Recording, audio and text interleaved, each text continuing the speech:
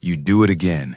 You're standing in the shower or lying in bed or staring out the window on your commute, and suddenly you're somewhere else entirely. You're having a conversation that never happened, winning an argument from 3 years ago, rehearsing a speech you'll never give, living a life that doesn't exist. And when you snap back to the present, there's this strange feeling, half relief, half disappointment. Because for a moment, the fake scenario felt more real than your actual life. Let's talk about what this really is. You're not daydreaming, not in the casual way people think of it. You're constructing entire realities in your mind, detailed, emotional, immersive. You imagine confrontations with people who wronged you, success scenarios where everyone finally sees your worth, romantic moments with someone you barely know, disasters you're preparing for that will probably never come. And here's the thing, these scenarios aren't random. They're not just boredom or creativity run wild. They're your brain trying to solve something it can't solve in the real world. So let me say this first. You're not broken. You're not wasting your life in fantasy. You're not avoiding reality because you're weak. Your brain is doing exactly what it evolved to do. It's simulating, testing, preparing, trying to give you control in a world that often feels uncontrollable. Let's go deeper into the mechanism. There's a network in your brain called the default mode network. It activates when you're not focused on the outside world, when you're just thinking. And for some people, this network is hyperactive. It doesn't just wander, it builds. It creates elaborate simulations of what could be, should be, or might have been. Psychologists call this counterfactual thinking. Your brain is running alternate versions of reality, not to torture you, but to learn from them, to prepare for future moments, to process past ones. Think of it like this. Your brain is a prediction machine. It's constantly asking, what happens next? How do I respond? What could go wrong? When you imagine fake scenarios, you're mentally rehearsing. You're running simulations the way a pilot practices in a flight simulator, testing responses, building confidence, preparing for the unexpected. But here's where it gets complicated. Sometimes the simulation becomes a substitute. You rehearse the conversation so many times you never actually have it. You imagine the success so vividly, the real work feels less urgent. You replay the hurt so often, you stay stuck in it. The tool that was meant to prepare you starts to trap you.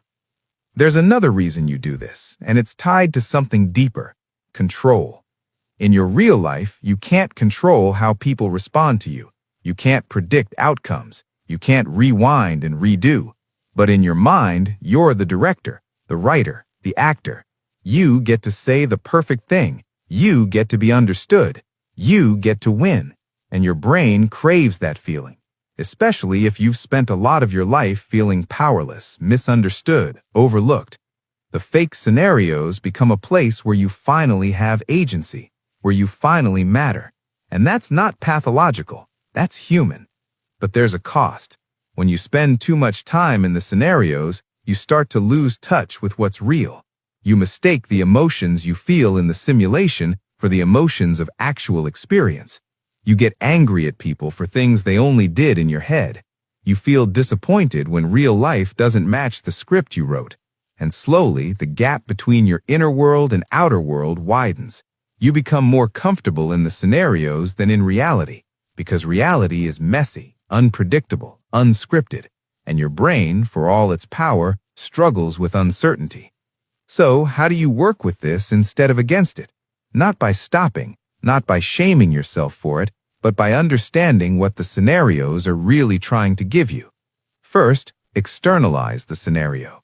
When you catch yourself in one, write it down, not to analyze it to death, but to get it out of the loop. Your brain imagines scenarios because it's trying to process something. So let it process. Give it form. Give it words. This is called expressive writing in psychology, and it works because it completes the loop your brain is stuck in. Once it's external, your mind can stop replaying it internally. Second, ask yourself, is this scenario preparing me or protecting me? There's a difference. Preparing means you're mentally rehearsing something you actually plan to do. Protecting means you're hiding in fantasy to avoid discomfort. If you're imagining a difficult conversation and then you have it, that's preparation. If you're imagining it over and over but never acting, that's avoidance. Your brain will use scenarios both ways. Learn to recognize which one you're in. Third, set a time limit. You don't have to eliminate the scenarios, but you can contain them. Give yourself 10 minutes, then return to the present. This trains your brain that the scenarios are a tool, not a residence. You can visit, but you don't live there. Fourth, ground yourself in the present when you notice you've drifted. Not harshly, gently. Feel your feet on the ground. Notice your breath. Look at something real in front of you. This activates your sensory cortex and pulls you out of the default mode network. It reminds your brain, this is real. This moment, this body, this life. Here's the mental model. Your mind is a river. The scenarios are the current, sometimes gentle, sometimes wild. You can't stop the river, but you can choose not to be swept away by it.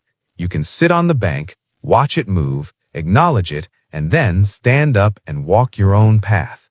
The scenarios will always be there. That's not the problem. The problem is when you forget they're not the destination.